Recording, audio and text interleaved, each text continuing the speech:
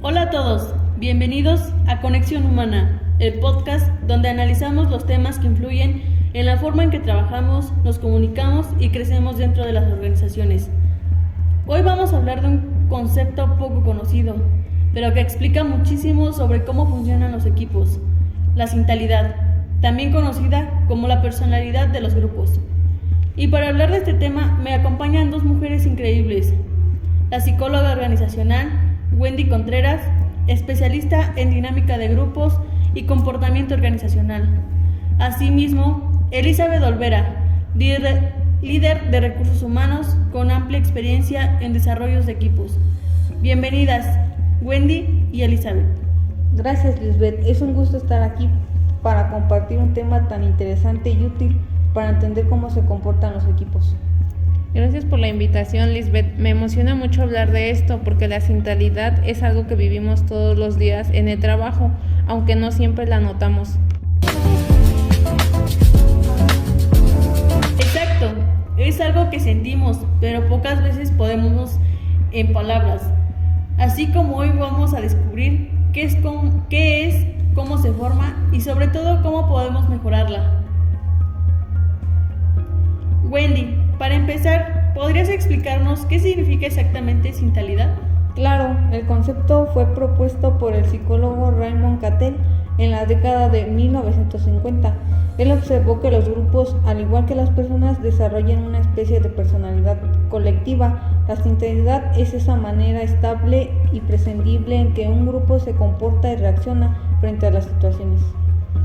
Exacto, no solo se trata del ambiente momentáneo, como el clima laboral, sino de algo más profundo, la esencia del grupo, es su identidad, su forma de pensar y sentir en conjunto.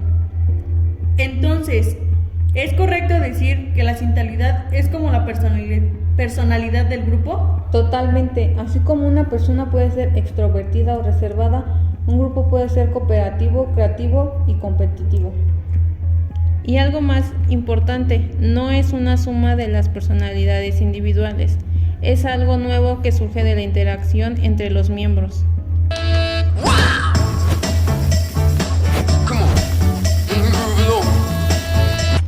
Eso me encanta, porque significa que los grupos también tienen vida propia.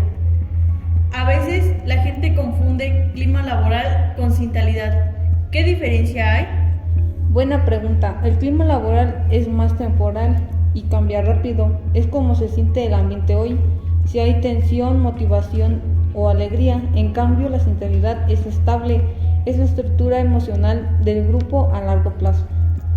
Por ejemplo, puedes tener un grupo con una sintalidad cooperativa que suele trabajar unido, pero que tenga un mal clima laboral por un conflicto puntual. El clima puede mejorar en semanas. La sintalidad, en cambio, toma tiempo construirla o cambiarla. Entonces, entender la sintalidad nos ayuda a mirar más allá de los síntomas momentáneos. Exactamente, es como distinguir entre un resfriado y el sistema inmunológico. El primero es pasajero y el segundo es la base. Elizabeth, ¿cómo se forma esa personalidad colectiva? Se va construyendo con el tiempo, depende de varios factores. En el primero puedo mencionar el liderazgo, que se refiere a cómo se dirigen las personas. Otro puede ser la comunicación interna, si hay confianza o miedo. 3. Las experiencias compartidas, como los éxitos, los fracasos o incluso las crisis, y también los valores que se promueven dentro del grupo. Sí, y algo que me gusta destacar es que la sintalidad se aprende. Los miembros nuevos observan cómo se comportan los demás y se adaptan. Con el tiempo reproducen las mismas dinámicas. O sea, es como una cultura interna, pero más emocional. Exacto, es una cultura que se siente más que se dice.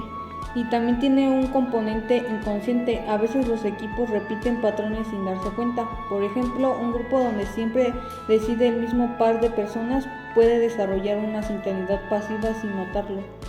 ¡Qué interesante! Entonces, no solo se forma por decisión, sino también por hábito.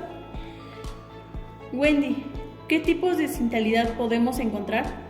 Podemos identificar 4 tipos principales. El primero es la sintalidad cooperativa, donde los miembros confían entre sí, se apoyan y se valoran en el trabajo y en equipo. El segundo, la sintalidad competitiva. Podemos predominar el deseo de destacar o ganar. Puede ser positiva si motiva, pero destructiva si hay rivalidad. La tercera es la sintalidad conformativa, en donde el grupo evita el cambio y se establece pero poco innovador. Y el último, la sintalidad creativa. Esta promueve nuevas ideas, participación y adaptabilidad. Y cada tipo tiene ventajas y desventajas. En una crisis, una sintalidad cooperativa puede mantener la unión, pero quizá le cueste tomar decisiones rápidas. En cambio, una sintalidad cooperativa puede reaccionar más ágil, pero con mayor riesgo de conflicto. Entonces, no hay un tipo ideal, sino el adecuado para cada situación. Exactamente, lo importante es saber cuál tenemos y hacia dónde queremos evolucionar. Elizabeth, ¿tienes algún ejemplo práctico donde hayas visto claramente una sintalidad fuerte? Sí, de hecho en una empresa donde trabajé había 2 áreas contrastantes. El departamento de finanzas tenía una sintalidad muy rígida y metódica. Todo debía hacerse con precisión. En cambio, el área de diseño era relajada, creativa e incluso caótica. Cuando los juntábamos al principio chocaban, pero con trabajo en comunicación y objetivos compartidos aprendieron a respetar sus diferencias. Eso pasa muchísimo.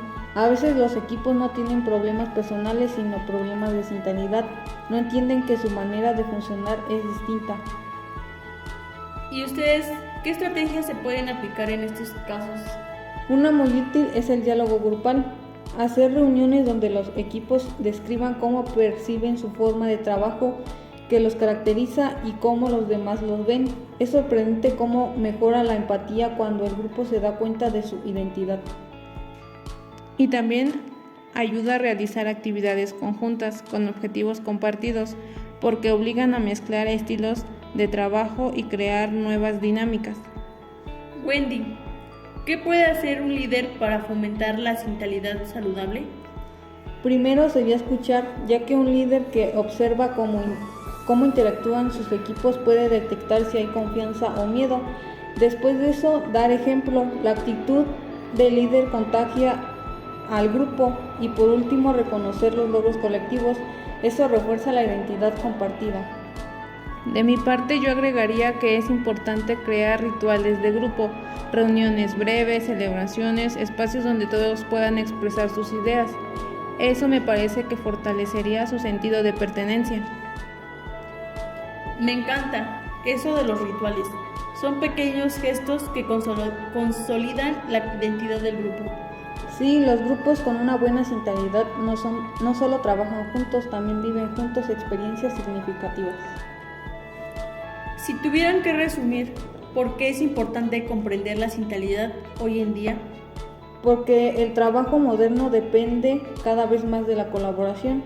Ya no basta con que las personas sean competentes individualmente, deben saber funcionar como grupo y eso solo se logra si la sintalidad es positiva. Totalmente. En recursos humanos lo vemos todo el tiempo. Los equipos con buena sintalidad tienen menos rotación, menos estrés y más innovación. Entonces, ¿podríamos decir que la sintalidad es un predictor del éxito colectivo? Sí, es el motor invisible del rendimiento de un grupo. ¡Qué gran conversación!